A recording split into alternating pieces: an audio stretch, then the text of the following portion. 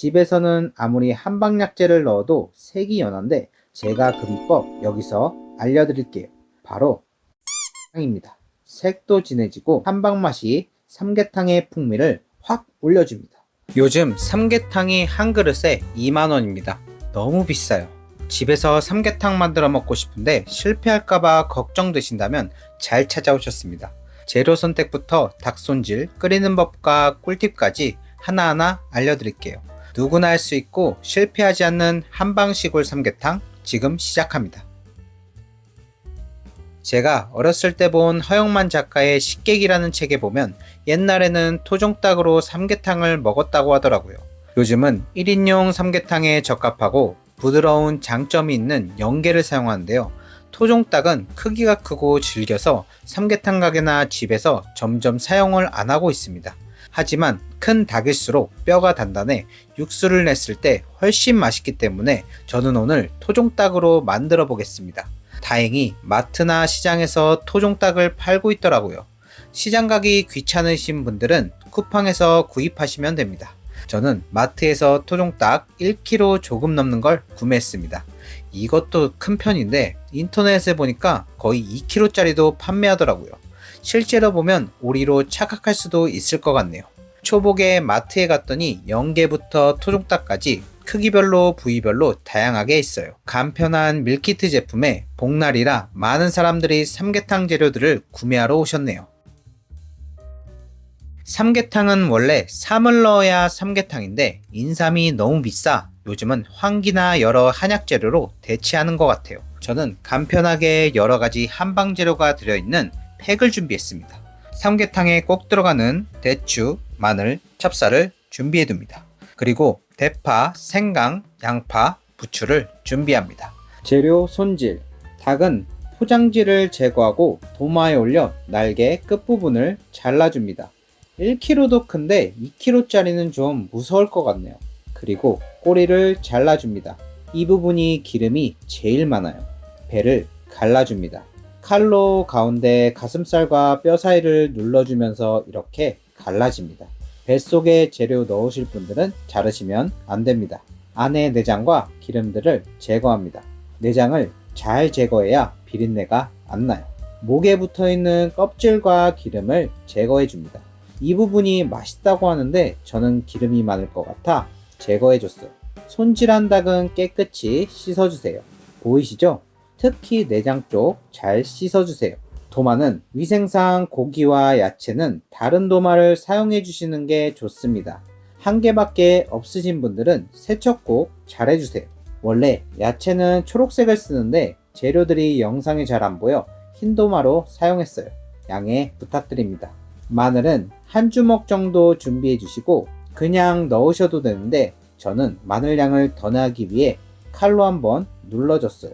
생강은 한 조각 편으로 썰어주세요. 생강은 많이 넣으면 생강탕 되니까 조금만 넣으세요. 깐 양파는 반으로 썰어주세요. 부추도 반으로 썰어줍니다. 손질 끝입니다. 삼계탕 만드는 법. 닭을 바로 물 넣고 끓이시는 분들이 많은데 닭에는 기름과 균들이 많아 끓는 물에 2분 정도 데쳐줍니다. 이렇게 데치면 나중에 불순물과 기름들이 진짜 많이 줄어요.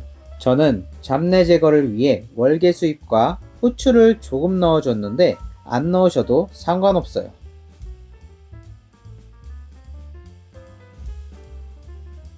닭이 커서 냄비가 작네요. 그리고 얼음물에 담궈주세요. 영상을 위해 이렇게 찍었는데 그냥 차가운 물에 씻는 게 더 좋아요. 냄비에 데친 닭을 넣고 으깬 마늘 한 주먹, 생강, 대추를 배 쪽에 넣어주세요. 양파, 파, 한방팩, 차가운 물을 닭이 자작하게 담길 정도만 넣어주세요. 육수를 낼 때는 꼭 차가운 물을 넣어주세요. 닭이 간이 배기 위해 소금 한 스푼 넣어주시고 닭이 크기 때문에 1시간 30분 정도 팔팔 끓여주세요. 끓여주시면서 불순물들을 걷어내줍니다. 미리 한번 데쳤더니 거의 없네요. 오래 끓여야 육수가 많이 우러나오고 닭이 부드러워져요. 시간이 너무 오래 걸린다고 생각이 들면 압력밥솥에 찌면 1시간 안으로 가능해요. 그리고 제 영상 중에 어묵탕 맛있게 끓이는 법에 보시면 절대 센 불에 끓이지 않고 약불에 오래 끓여야 맑게 나온다고 말씀드렸는데요.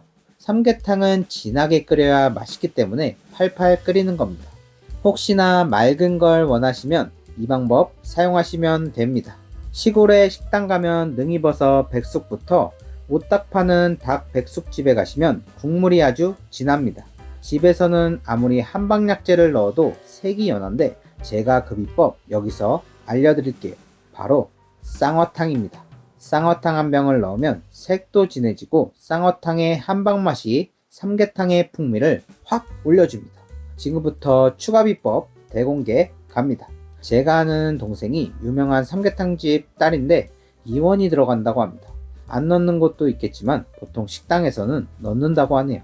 미원이 몸에 안 좋다는 속설은 아닌 걸로 연구통에 밝혀졌죠. 저는 그 대신 더 맛있는 매기에서 나온 치킨 스톡 한 스푼을 넣을게요.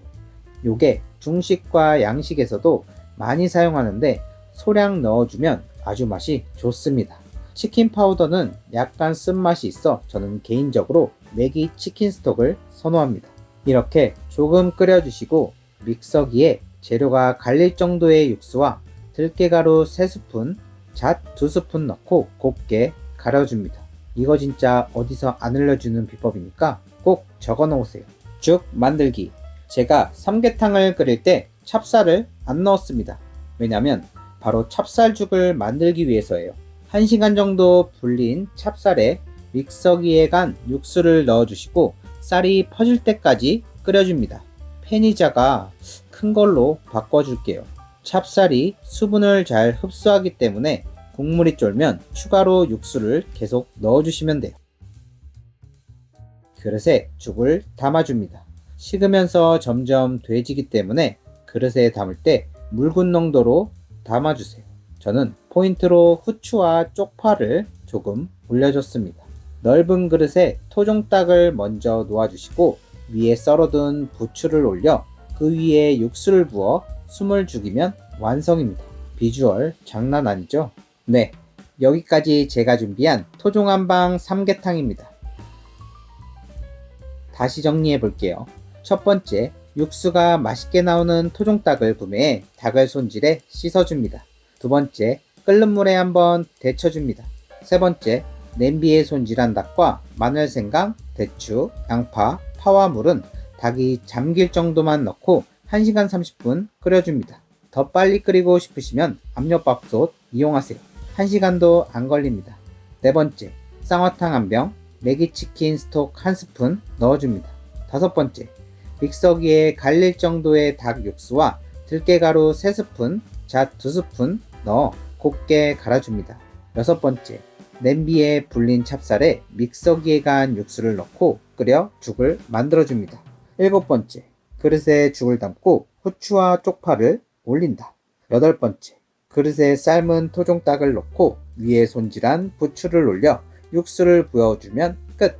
이제 닭고기와 죽을 맛있게 드시면 됩니다. 저는 어렸을 때 부모님께서 삼계탕을 자주 끓여주셨는데 맛은 있었지만 맑은 닭곰탕 먹는 것 같았어요.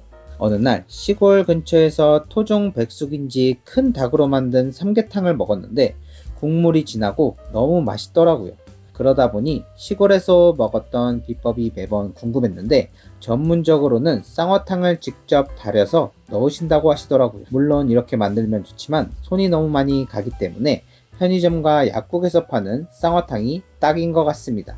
그리고 오늘 찹쌀과 녹두를 섞어서 죽을 끓이려고 했는데 택배가 늦게 도착해 찹쌀만 넣었어요. 녹두는 가금류와 정말 잘 어울리거든요. 하지만 오늘 만든 찹쌀만 가지고 만들었는데도 정말 맛있었어요.